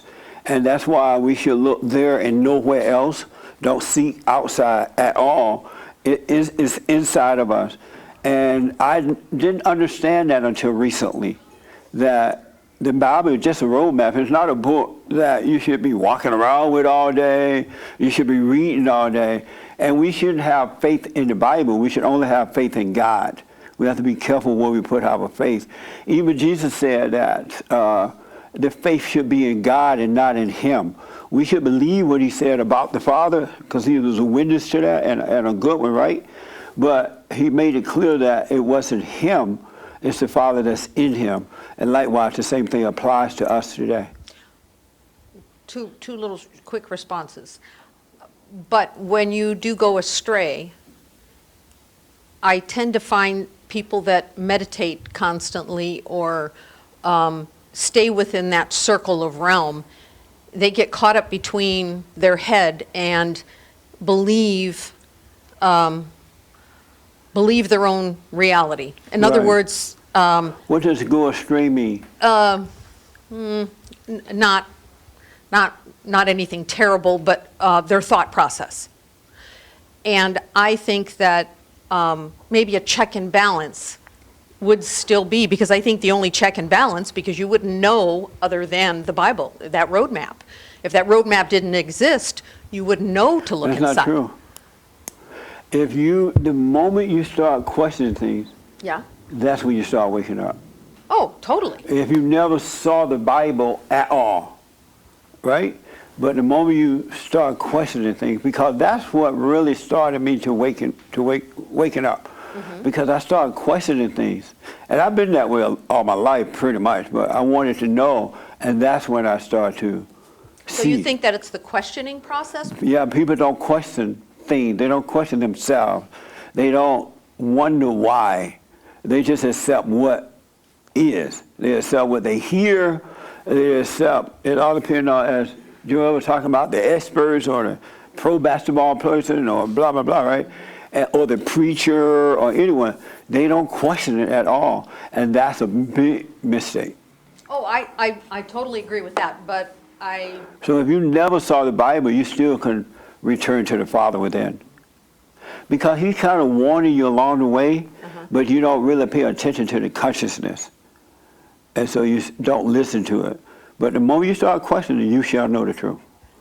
So so your key or your thought is the fact that you're questioning the thought process when you're meditating. But I don't meditate. I just observe, just wait at the gate. So I make sure I see the Father when he comes. But it's just questioning things. That's how I've always been. But most people are not like that. If they never saw the Bible, that's why the Bible is a roadmap, but it's not something that you should hang on to, because the Word of God is inside of us. The Word from God. But it has to. It would be like if Richard is the son of God, right? And he wrote down some notes, and they put in Richard and Joel and Ermias and James, the hate report.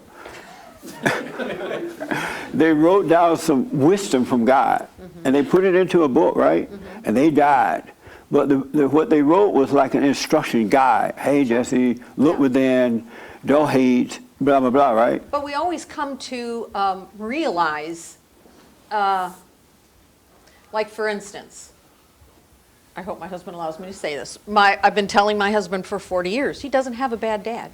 He doesn't have a bad what? Dad. He has a weak father, that he should have a relationship with his father. And he doesn't? He does now, because he happened to listen to you like a month ago or 6 months ago when you happened to say that. Well, I've been telling him that for 40 years. But he wouldn't listen? He couldn't hear it from me. Good guy. You happen to say... No, my point is, in all reality, we hear it differently. We hear it from a different source at a different time, and then for some reason the penny clicks. That's right. But it didn't click when I said it. It didn't click when his mother said it. It didn't click when my kids said it. But it clicked when you said it. Right on. 40 years it took. Okay, but so totally. But what I'm saying is, it's like that for all of us in every way. We don't hear it the first time it's sent to our ears. Sometimes it takes a long time. But if you were conscious, it wouldn't take long at all. So you're unconscious. Most people are unconscious, and they have hard heads, and they have to suffer. That's why you let people suffer, and in that they may cry out to God. If not, they die. The other, I have a little. Who is this lady? A little thing. I always say, when I tell any of my children, or my kids will say, oh, that person, blah, blah, blah. And I'll say, you know what? They're not perfect. They don't have it all. I don't believe in my heart that God gives everybody everything. You're never going to have the looks, the money, the insight, the blessing from, you're never going to have it all. That's what you think. Yeah, that's what I think. We all That's have. not true. We all have problems in this world, and that's why we're left here. So I always say, the minute you become perfect and you have nothing wrong with you, and you've got it all together, I think God's going to take you up to heaven with Him. Because why would He leave you down here with all of us idiots? You don't think that you can be perfect on earth? No. And why not? I think the only one that was perfect on earth was Jesus. You don't think that you can be perfect on earth? Why not? Why not? Well, two reasons, and I know one of them is not the right one, because I've never seen any perfect person. I've not seen anybody that's perfect.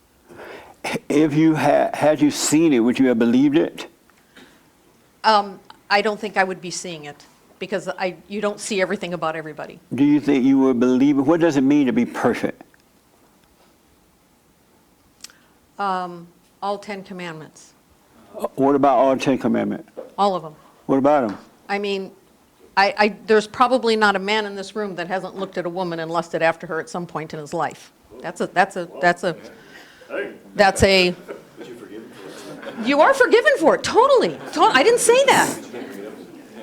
I didn't say that. I didn't say you're not forgiven. But what does it mean to be perfect? What do you think that means? Did you say to keep the whole 10 commandments? Yeah. Oh. I don't think that anybody here on earth has ever done that. So you don't think you could be perfect on earth? I think that the reason we're here is to experience and have our faults, and for God to show us our faults and for us to see our faults. That's not why and you're to here. repent. No. That's not why you're here. Why would God say to be in the world but not of it if you couldn't be perfect on earth? I think that's the goal. Why would God say, be ye perfect as your Father in heaven is perfect? Christ said that. Yeah, he wants us to be that way, but were you everything your father said you should be? But why would Jesus ask us to do something that we can't do on earth?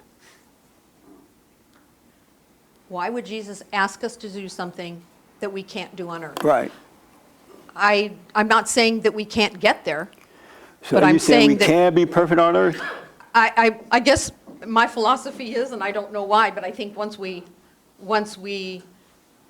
repent for our sins, for what we've done wrong, and if we, for some reason, never sinned again, then we would be able to be up in heaven with Jesus. I think isn't it narrow is the road, and few are able to be on that road, to walk that road? Absolutely. It's very narrow. But it's not for everybody.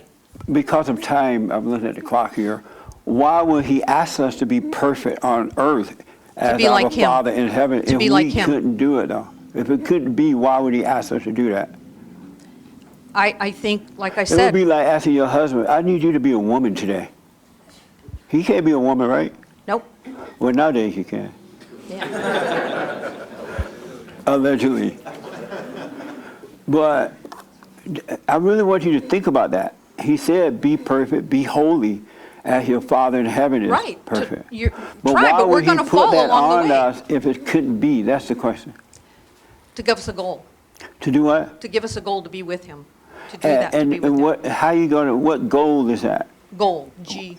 And how would you do that? To not fall, to not sin from the 10 Commandments. So you're saying that he wants us to not sin, right? Yeah, to follow the 10 Commandments, follow him and be like him. Let me just, because of time, Sure. to be perfect is to stop playing God, to stop hating, stop judging, stop holding things against people because they can't help it. They're driven by that spirit that they don't understand. And once you forgive them, God will forgive you. Once you realize that you're not, you're doing it, you couldn't help yourself, right? And you forgive others, he will forgive you. In that moment, you would take on his nature, God's nature, and in his nature, there is no sin. It's only perfect. And so like the father, the daughter shall be. But if you're not born again, then you're never going to believe that that's possible. If you have any excuses for the way your sins that you still sin, right?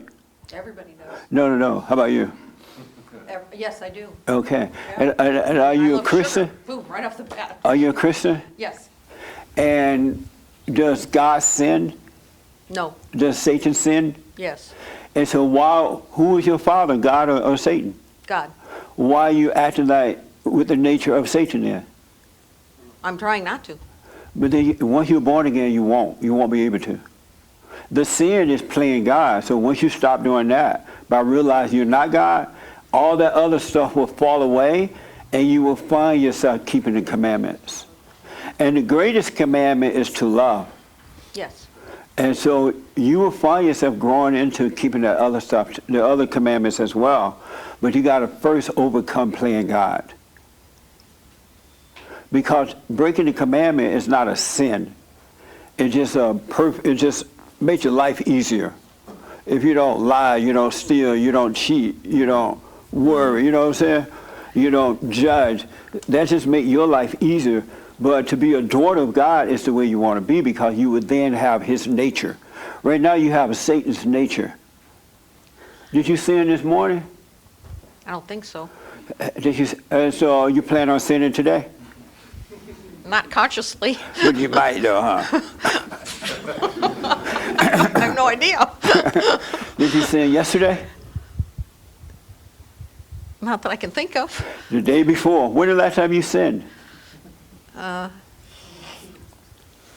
don't know, but I'm sure I have. You don't know? No. So have you broken the 10 Commandments lately? Yeah, I probably did with having yeah. What did you do? Had unkind words and thoughts at my husband. Oh, you did? Yeah. Ooh. You have anger in your heart. You need to be born again. Yes, but I have been born again. I do believe. Not if you have anger, you have not been born again. Because in God, there is no anger. It's only perfect love. Mm-hmm. That's why in Satan, there is anger. Because anger is judgment. It's hatred. It's ego. Mm-hmm. It's pride. It's playing God. But once you overcome that anger, all his nature will die, and you will live from God's nature. And none of that is in his nature. No, I know none of that's in his nature. So you need to realize you're wrong for hating or being angry, so you can overcome that. Yeah, but it doesn't mean it isn't going to happen again. I'm sorry? It doesn't mean it isn't going to happen again. Why do you say that? Just the odds, you know? What do you mean? Just the odds that him and I aren't going to have a spat in the next But 20 if years your in our family. If your father is a father that does not have anger, emotional anger like human beings have from Satan, how can you become angry again if it's not in your nature? Okay, so then question. So what you're telling me is you were born again, correct? Yes. And you are never angry or never hateful or you've never sinned? Never. And it's amazing to live that way. And I used to be angry, so I know what it is to be angry. But I have perfect peace within, and it's mind-blowing. That's why I'm trying to point everybody back to it, because it's I guess everybody should go work for him. If he's, all you employees, if he's never going to be angry at you ever, or... Come back. He's an employee. I raise my voice. I'm honest, but Yeah, I try to be honest. I feel nothing about it. Because I know that they can't help themselves. I was there one time, and I know what it takes to overcome it. I will look at this. Yeah. I will definitely, because it's that was the question I came actually to ask, but I wasn't able to put it into, and the reason, I don't want to get it, I take too much time. Let me just tell you this. Pardon me? Once you're born again, you're going to disagree with your husband about issues in life, but you won't be angry about it. You will speak up, but you won't have any emotional feelings about it. Well, then I've got a lot better because it'd just be disagreement, but you won't call him what you called him the other day. I didn't call him, I just didn't agree with him. Right, but no, you won't hate him. You got to be born again. Yeah. I know you can't understand this with your mind. Right. Really. No, So don't try to. I'm not a mind person. Ask him. I'm definitely. Oh no, you're a mind person. Oh no. Oh, you're a mind person. I'm not an intelligent All this stuff person. you're trying to figure out, you're a mind person. Really? Because it's nothing that you can figure out. Your mind and God's mind is like day and night. You cannot figure it out at all. Yeah. It has to be shown to you. Yeah. Really. It's a secret from Satan and his children. And only God's children can see it. He allows to see it. Mm-hmm. So you can't figure it out. Okay. Right? That makes sense? Yep. So do the silent prayer, go forgive your mother and father, stop hating your husband, and it'll be amazing. Oh, I've already dealt with my mother and my father. They still living? My mother is, but my father is not. Did you go to her and forgive her? About 7 years ago. What did you say to her? What did I say to her? I told her that I forgave her for, for the acidity, I don't want to take up too much of your time, but for the acidity in our household and for my What's mother. acidity? I'm black and Acidity. slow. What happened? Toxic, the environment, the toxicity, whatever, yeah. She yeah. drove you crazy? Pardon me? She drove you crazy? Yes. Mhm. And what made you forgive her? That, just, I can see that that's not the way to be. It's not godly. It's not good for her. It's not good for me. It's not good for our relationship. You need to go do the silent prayer, that video, for a while so you can see yourself. You're not seeing it clearly. And I believe you want it, but you're not seeing it clearly. Then you can go and forgive your mother and your whole world will change. Your father dead, you say? Yeah. Yeah. Yeah. Yeah. But I got to see him right before he died too and make my peace with him also. Okay. But your mother can't help it. Is she living with you? No. Oh, no, good. No. Are you living with your kids? Am I living with my children? No. Are they close around? Yeah, reasonably. Tell them to move. One lives 4 hours away, one lives 1 hour away, and one lives closer. And tell that one to move. I have And good lock kids. the door. I have good kids. But really, you need to watch yourself so you can see what's happening with you. All right? Well, once you're born again, you're in a perfect nature, which is your Father and God. God, as His nature, so is yours. And the reason you were created, not so you can go through all this stuff, but was so He could create love through us. That's how He created love through one another, for us to love one another. But unless we're born again, we can't love one another. We only hate. Anyone that has emotions has anger. Satan is her daddy. Mm-hmm. I love telling the guys at the gym, anybody who has anger is a woman. I say it really loud, you know.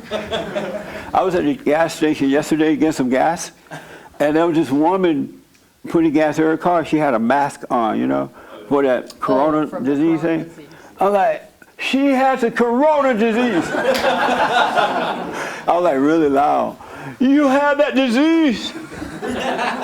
She's like, what? I said, you got the corona. I'm not coming over there. And she's like, no, I just hate the smell of gas. It was so funny. But you need to really let the anger go. That way you don't fight with your husband. You just have disagreements, but you don't feel anything about it. All right? Okay. And don't have any idea what it's like to be a daughter of God, because you have no idea. No one has any idea. You only have the ideas that you read about or what Satan have told you or you heard someone else say. Don't do that. Don't just let that pass through your ears. Don't hold on to it. And then you shall know. Okay. All right? All right. Okay. Thank you. Are you Jewish? No. Oh, you look like a Jew. Doesn't he look like a Jew? Not that anything wrong with it. But you look Jewish. No, I'm not. Oh, okay. It's okay. I'm not. Oh, okay. He denied it like the man did in the Bible. I'm not. I don't know him. I've never seen the man. Yes, sir. Did I see your hair? Yes. And then we got to wind down. How you doing? So not to sound like a Bible thumper or anything. Don't worry about it. You can sound like you're in a friendly place. But like, what is your opinion about like God having possibly like a wife? God having a wife? Yeah, because in Genesis it says, "Let us make man in our image after our likeness." Yeah, he didn't have a wife. Jesus. But also in Revelation it says how Jesus will come with like a bride. Read that. Jesus will come with a bride. Oh, and you think that means he had a wife? Well, it's kind of like two questions there. One, like, do you think God possibly, like, there's like a mother? Because, you know, there's like supposed to be a mother and father that creates everything. No, he's not gay. But I don't know. It was just He's an idea. a father. He's not like a father and a mother. Okay. Yeah. Okay. And I know what you're talking about. I heard all that stuff before Yeah. too, right? So I'm messing around with you, but Yeah. I know that they're teaching that kind of stuff. Mhm. It's such a setup. Do what you want with it, but I'll just let it go in one ear and out the other. You don't have to believe it or doubt it. Just hear it, let it go through. Makes sense. But he didn't have a wife, and he wasn't a man and a woman. Makes sense. All right. Okay. How's Yeah. everything going? I thought about you guys lately. How's things going? Good. I live like by myself. Well, just with like male roommates now, like my girl. Repeat that. You know the girlfriend I had at one point. Yeah. She moved. Like, remember you told me to move out? Yeah. She moved. Oh, good. So I. Amazing. So I live with just males in the house, Right on. and everything's good. And so are you still dating the girl, or is this over? Yeah. Well, it's almost like a long distance. Like we both agreed that we want to like self improve.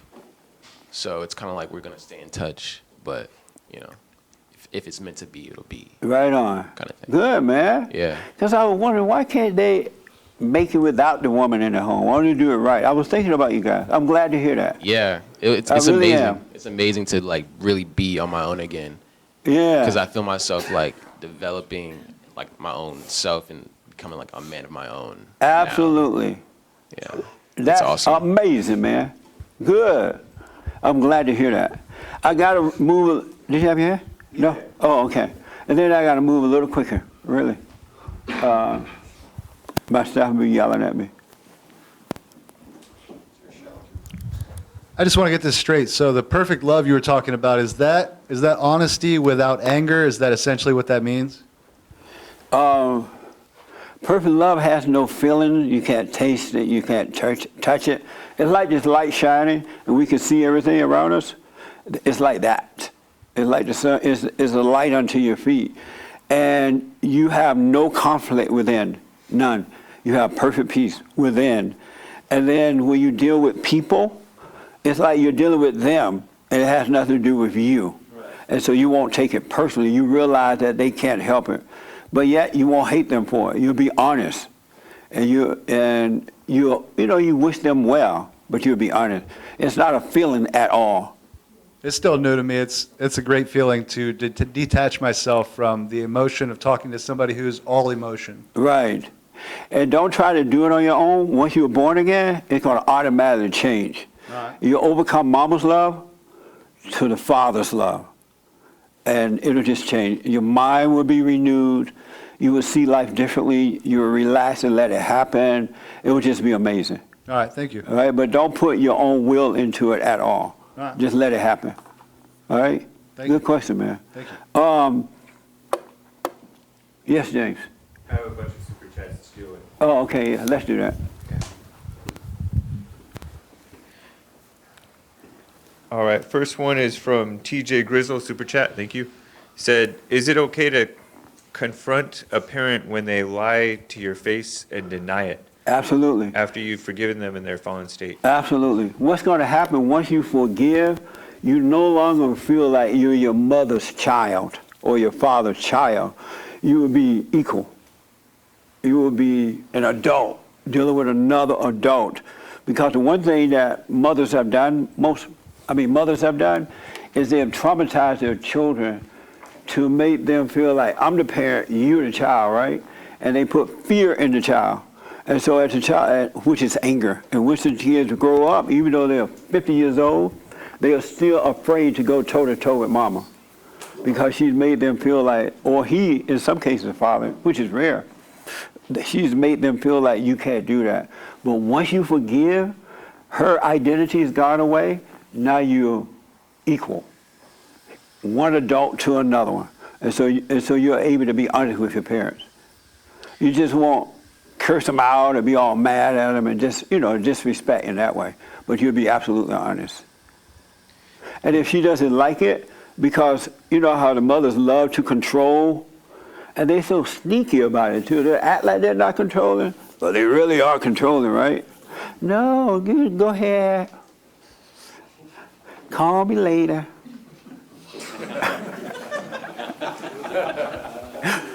But in reality, they're trying to control you. You will be able to see that, and it won't irritate this time. It won't bother you because you can see it, and you will know that she can't help it, and yet you are an adult. You're no longer a child or children. It's going to be amazing. And then your mind will renew itself, and you'll be sane again. Yes? JJ Money, this is not a question, it just says, even dumb people can make money, so here you go. Thank you, dumb JJ. Mari Ubaldo says, good morning, Jesse. My mother, Crazy Mother Dance, has 2 ideas for some shirts. And so she's, right. I'll pass those over. Can you move a little faster? I'm working. Marty Ubaldo says, hate the report. Good morning, JLP family. More donations to Bond. God bless you guys and keep up the good work. Love you guys. Sing Pray Love says, 8 people died in my fam. I used to overreact and sin. Now I'm dispassionate and I know I don't own people, but I'm totally free from the effects of death. Right on. Vit Solo says, Jesse, according to God's order, man receives his love directly from Jesus before God. Can you explain how man receives his love from Jesus and not God? Repeat that? Man receives his love from Jesus and not God. Who said that? This guy, Vit Solo. I don't know what you're talking about, Fit Solo. Even though Jesus did love us, but the love comes through him from the Father. All love real love comes from above, from God. Just like when you love your family, it's not your love that you're loving them with, it's God's love that you're loving them with. We don't have love. I told a guy at the gym the other day, he was like, oh, my wife, no, my girlfriend is so mean to my child, and when I talked to her, she was like, I just love the child. I'm just trying to help him. And I said, your girlfriend don't have love. Women don't have love. He's like, what?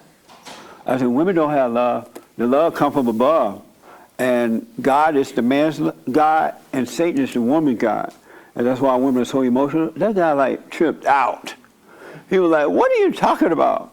How do you say that to women? I would never, and he was like 90 years old, right? I would never say that to a woman. I said to him, that's because you're a beta. But do you believe me when I say that Satan is a woman's God?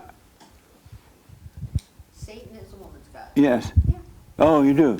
How about you? And both of you could be real honest with me. I don't really know what that means. You don't know what that means for? A woman's God. I don't get that. Satan is the woman's God and God is the man's God. Do you believe me? Tell Dad to be quiet. Don't be mama. I don't get it. I don't understand the I like that answer. It's an complexity honest of it. answer. How about you? Do you believe me when I say Satan is the woman's God? Yeah, I'm not sure how to quite respond to that, because when I think of God, I think of the God I worship, and then I think, well, I don't worship Satan, right? So I'm sort of making it personal, thinking about myself. Right. But on the other hand, I think about the qualities of Satan or the temptations and what have you, and do I have that? Yeah. Absolutely. You have that. So. Yeah, and why do you think you have it then? Why do I have it? His name starts with an S. Because of Satan? I can't spell that well, but I do know how that name starts. Yeah, because of Satan? Yeah. Satan is your daddy. Because of, when you read Genesis, in the book it talked about how it was God and Adam loved the Father, and they had a good relationship. A voiceless relationship, by the way. It was just a knowing. And then God decided to create the woman for the man, and she loved Adam, who loved the Father, and they had it made because that order was there, right? And then Satan came along, and he seduced the woman, long story short, and he told the woman, don't listen to that man. You could be equal to him. Speaking of Adam, right? He doesn't know what he's talking about. Look, he's dumb. Don't pay him no attention. He doesn't want you to abort the baby. He doesn't want you to... He doesn't want you to say homosexuality is love and all that, right? He listened to his father. He doesn't have his own mind. And after a while, Eve went back to Satan, and she believed him. And when she believed him, he became her father. And then she went back and seduced Adam. Like, come on, Adam, get some mama's love. Mama love you. Don't listen to your daddy. Your daddy just mean. You know what I'm saying? He's just trying to control you. And Adam believed her after a while. And once he believed her, he could no longer believe the father. He fell into darkness. And the woman became his God. And so the woman is getting the love from Satan, from below, and pass it on to the man, to the children and everybody. That's why if you notice, in families where women are in control, it's all messed up. People are depressed and emotional. Relationships don't work. Mama is still following them around the earth to make sure they don't have a moment to think for themselves. Don't listen to... and when they get married, mama is dead. Don't listen to your husband. I'm your mama. Right? Because Satan is trying to keep that confusion there. He's using the woman. And that's why when you are born again, you forgive mama, you overcome mama, and you return to the Father. Now you can get wisdom from the Father, and that's come from above. But women don't know that. Most of them don't know that Satan is their daddy. They think that emotion is love, and it's not. It only destroys. It doesn't build life. It doesn't give life. That make sense? Yeah. Yeah. And so if you want to overcome that, you've got to overcome your mother by forgiving her for recreating you in her image. She didn't know what she was doing. She didn't understand it. And even if you did, you should forgive her so you can return to the Father. God said that there will come a day when I will return the children to the fathers and the fathers to the children. And that's what is happening now. When you're born again, you return to the Father. You should love your earthly father. Don't hate him. And then you will be fine. You'll be safe. You'll overcome mama. That makes sense? Yeah. Will you do that? Yeah. Go forgive your mother and your father for not protecting you from her. He couldn't help it. He was married to mama. The hardest thing in the world for the father to do with the mother is to be honest with the mother. With their wives, I mean. Because they didn't grow up being honest with their mothers. They were afraid to. They didn't want to hurt her feelings, or they were afraid she might overreact. But Satan is the woman's God. And she's recreate in her image. She recreate everybody in her image, all her family. But she doesn't know what she's doing. And then you have homosexuals and lesbians and pot smokers and depressed and all kind of mess. So there is no peace in that at all. Do you disagree with that? No, I don't disagree. Yeah. Do you understand that now? I guess. I don't know. Oh, you understand it. So are you saying that also for men? Oh, speaking to the microphone. Satan is their mama too. It's not Yes. just for women. Men are just, they have their mother's spirit. Uh-huh. And they think and feel like a woman. That's how they know when they want sex or something from the woman, they know how to work her ego to get what they want. Oh, you're so pretty. You're so loving. And as soon as they have sex, they're like, let me get out of here. Because they know what a woman thinks. They know that women are very ego-driven. And they have the woman's nature. It doesn't make them gay. They just have that spirit of their mother that comes from Satan. And so they have the mindset. That's why God said he'll renew your mind. He can be back his mindset instead of Satan's mindset. But you got to be born again to do that. You got to admit you're wrong for playing God. What do you think about that? I agree. Yeah. Have you forgiven your mother yet? I think so. Well, that means you haven't. You got to forgive your mother. She couldn't help it. Because she hates her mother hates her mother, and so on and so on. And your father was married to his mother, and he didn't know how to protect you from her. For me, I felt it was the opposite. I have to forgive my father. For what? Because he wasn't like a real man. And what was the real man? He didn't protect us. He, slept around with other women all the time. He left. Was he married to your mother? Yeah. Yeah, if I was married to your mother, I'd sleep around and leave too. You know, your mother's a whippersnapper. You couldn't even handle your mother. Remember that? Remember those days when you couldn't handle her? Remember that? No. You could handle your mother. I've always been very close with my mother. Oh, Lord. That means that you caved to her. You gave in. The pressure was too much.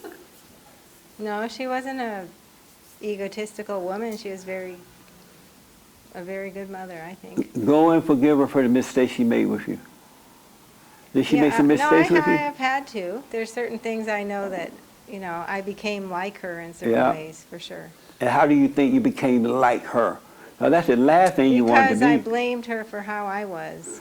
No, because you hated her for what she did to you. She made you identify with her, and you became like her. You have her spirit. You're not yourself yet.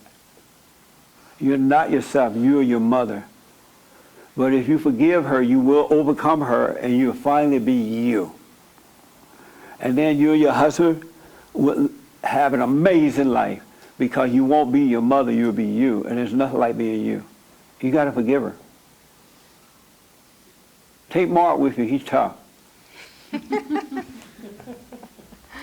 Will you do it?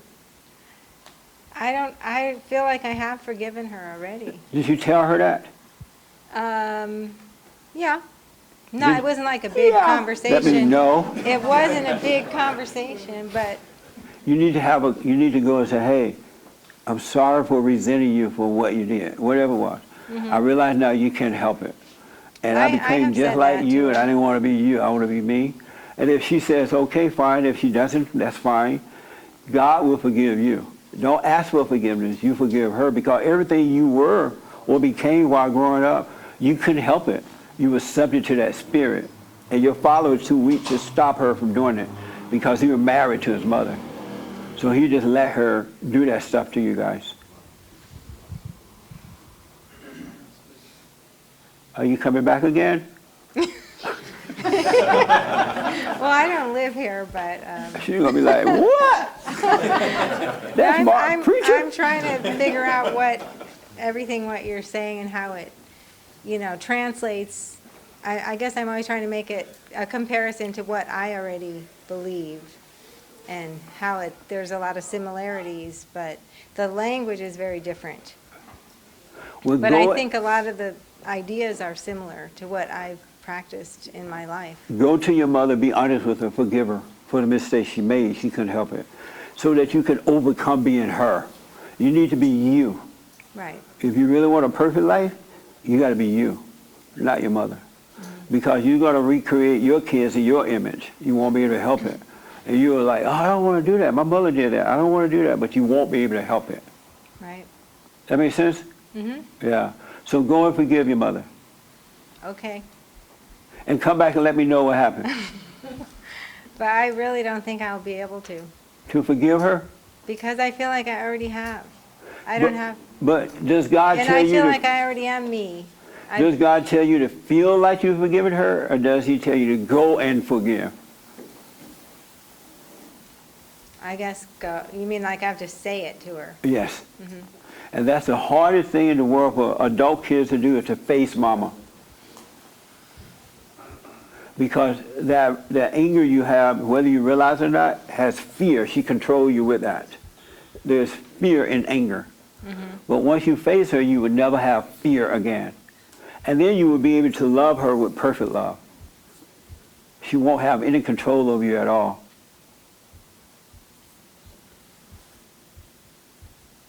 Okay, I'll do it. Okay. Yes! But I can't help but still feel like the only thing I have to forgive her for is that she didn't stand up to my father. Well, whatever it is, you see what it is, whatever it is. Yeah, okay. What did your father do to you? I don't know if I want to say that here. What? I don't know if I want to say that in front Oh, of okay. everybody. Whatever he did, forgive him. He couldn't help it. Yeah. All right? And I have to the best of my ability. Did you tell him? Yes. You went to him and said, I'm sorry for resenting you? I'm sorry for hating you, yes. And what did he say? He accepted that, and, he agreed that a lot of the things that he did were wrong. And Are you close to him now? Yeah, definitely more than I was. No, you should be Because I close to your hated father. him for many years. Yeah, don't. And I don't anymore. Oh, good. Yeah. Yeah, and it doesn't mean you got to go hang out with him or all that Right. kind of stuff. Yeah, I don't But wanna do hang not, because if you have one little iota of anger toward your father, you would never know God. You'll know about him, but you won't know him. Because if you hate the son, you hate the father. Right. All right? So forgive your father. Amazing. Any other questions? Because we got it. Yes, sir. Okay. So, what was the biblical question this week? Oh, at what age should a father and mother stop parenting their children? Okay, so at what age should a son or daughter forgive their mother or dad? That's not the question. I know, I'm asking you. What? It's kind of a reverse You're question. not supposed to ask me a question with a question. Especially if it's a Bible question. Well, I'm just asking. Because I got my son here. I'm just wondering, what's the best age to forgive his mother and his father? But I thought you wanted to answer my biblical question. Well, I think 18. Oh, As okay. soon as they're legal, just can't But help for you. your kids, you should teach them, or talk to them about not hating the parents. Don't hate us, we can't help it. Don't get mad. Don't let anything be that important to Yeah. you that it makes you angry. Because if you do become angry, you become like the parents. That should be told to them while growing up. All right? So at what age should they forgive? Should they forgive? Yeah, what age? You should do it. How old are you now? 11. Who are you mad at? You're 11 years old, right? Who are you angry at? I don't know. Are you angry at your parents? No. Well, what is your father talking about then? Why is he asking a question that doesn't even need an answer to? I don't know. So, do you think your kids are angry at you guys or something? I mean, there's like little spats of anger here and there within the family. But when you see it, just point it out. Just say, hey, don't be angry, speak up, but let the anger go. All right. Yeah, just point it out. But don't be crazy with it, but just point it out. Not a big deal. I say, what age, real fast, because I gotta want it. You don't have children, you don't know? Do you have an idea of what age? Right here. I think probably 50. 50? Don't let the mothers hear that. You say 50 for real? No. Oh. I think it Is this your first time here? No, it's not. Oh, okay. Yeah. I thought I I've had been seen here you. before. Right. Okay. What age? 12. 12. Amazing. 18. What age? 13. 13. I'm dealing with a bunch of. Oh, hold on a minute. What? Employees. You said 13? 13. Because I think they need You think they 5. should stop parenting at 13? They're young adults. You know, like 100 years ago, they would have been out working. They could have been. They're self-sufficient at 13. The reason I say this is I work with a bunch of employees, and I'm parenting them at 30 years old, 35. Yeah. And that's not my job. I know what you mean. Not my job. So yeah, get them started early. Get I'm them daddy practicing. and mama at work. Speaking of God being a father and mother. The reason I think 18, first of all, parents are not supposed to parent their children, period. They're supposed to be living examples. And when the kids are growing up, they will see the right way to go. And if they have questions about things as they get older, they would go to the parents and talk to them about it, ask them about it, right? And you would point them in the right way. Because it's God, that's why it's God that's working through the family, the parent, and His light, the kids can see it because they're still innocent until they're traumatized. And if they have questions, then you guide them. But at 18, you need to let them go. Once they are able to move out of their house and start their life, you need to leave them alone and let them suffer and go through what they got to go through. A lot of parents say, well, I don't want my kids to suffer. I don't want them to make the same mistake that I made, right? Who are you to stop them from suffering? Sometimes mistakes are what they need in order to wake up. And by you trying to get in the way of that, all you're doing is prolonging destruction. That's what you're doing, because they're not going to cry out to God as long as you're there. And I hear parents say, stay home and save money and get your place. No, go. Get a job and get your place. You know what I'm saying? But at 18, definitely 18. You need to leave them alone. Don't get in their way of suffering. God let us suffer, right? And who are we that we should stop our kids from suffering? That doesn't make sense. Playing God. I remember when I left home at 18, I went through hell. In fact, when I moved to California, I came from a plantation to Los Angeles, California, right? And I made a lot of mistakes, but I don't ever remember telling my parents about it or asking them to parent me or give me money for anything. I made it through all that. I suffered through it. And it just brought me closer to God. The suffering did. And so mothers and fathers, get out of your kids' way. They are adults when they're adults. Didn't you say your parents stopped parenting you earlier, like when you were 13, working on the plantation? You said your parents were I don't really ever, around? that's a really good question. I don't remember them parenting me. You know what I'm saying? Mm-hmm. Now, they were there to feed me, house me, clothe me, and make me Basics, work. yeah. Yeah, but all that other stuff, they never taught it to me. So my point is, if you wait till 18, it's going to take them like 7 years till they adopt the adulthood. You get 25-year-olds Yeah, that's why now. I said the parents supposed to be perfect so the kids can see the right way to go. So you should say younger because it takes them some time to catch up. Because you see 25-year-olds acting like children today. And older than that nowadays. Yeah. Yeah, you're right about that. But I think you have to back away. And so when they get married, when you guys get married, don't let your mama come live with you. Most of the time it's the mother that want to come, not the father. Rarely do you hear the father say it. Unless he's married, he would say, oh, your mother want to come. Let your mother come. But I don't want her to. Oh, you know how your mother is. So let her come and destroy you. I'm just saying. Anyway, I got to end. I have to finish the super chats. Real fast, Jay. Hold the mic for him, Joel.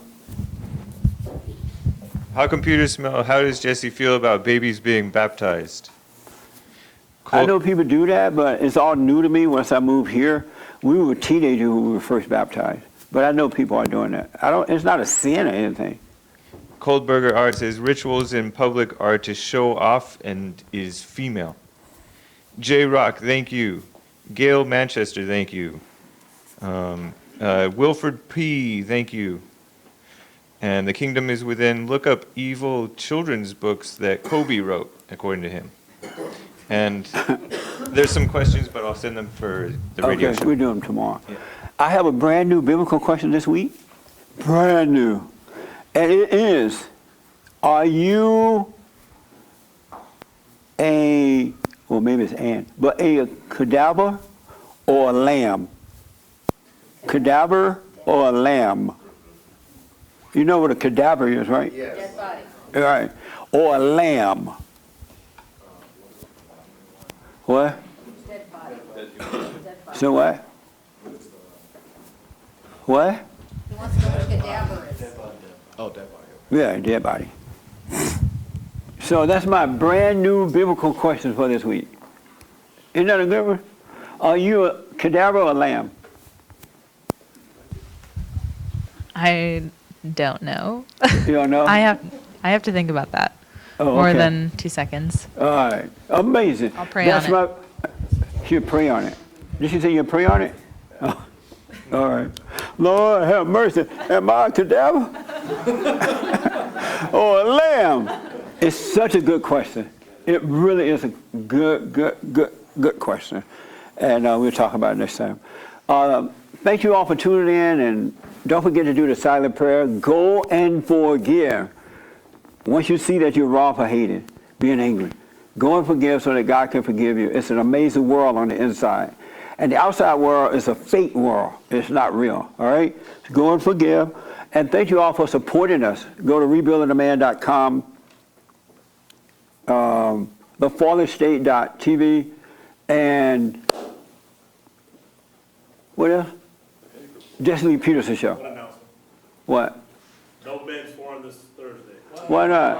Oh, I'm going to Phoenix, Arizona. Do I leave? I thought I left Friday morning. You leave Thursday. After the show? Oh, man. I have a speaking engagement in Phoenix, Arizona on Friday. And where is it? Where am I speaking? In Glendale, Arizona, just outside of Phoenix, at Arizona Christian University. Arizona Christian University. Friday. Yeah. JesseLeePeterson.com/events. The information is there. Man, I'm so disappointed that we're not having that meeting, because those meetings dynamite. Can we change the day? Wednesday, Friday? If you promise to never wear your hat in the building.